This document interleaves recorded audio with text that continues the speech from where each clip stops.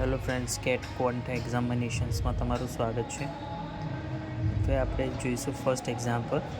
8,000 bank એમાં નાખ્યા છે 10% ઇન્ટરેસ્ટ પર 3 વર્ષ માટે.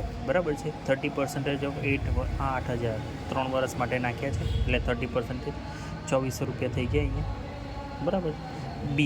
બીને આપેલા છે બીના 30% કાઢીએ તો 1,350 થઈ શકે.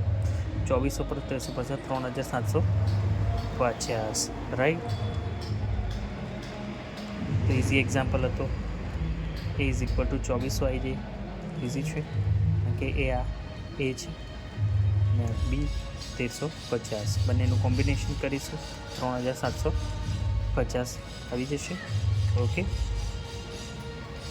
સેકન્ડ એક્ઝામ્પલ જોઈ લઈએ આપણે.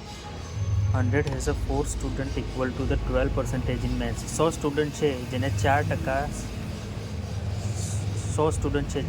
સ્ટુડન્ટ એવા છે જેને ઇક્વલ 12% આવ્યા છે મેથ્સમાં. કેટલા સ્ટુડન્ટ એવા હશે જેને મેજર હશે મેથ્સમાં?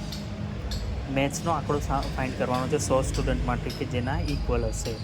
તો જો સાયન્સનું પહેલું આપણે ખોલીશું તો 4 × 12, 4 = 12, સોરી 4 = 12, 3 થઈ ગયા. 4 તો ઓલરેડી આપેલા જ છે. Divide by 4 × 100 = 75. 75% સ્ટુડન્ટોએ મેથ્સમાં મેજર કરેલું છે. Easy kind of example question તમે આરામથી કરી શકો છો કેટ ક્વોન્ટમાં. Thank you.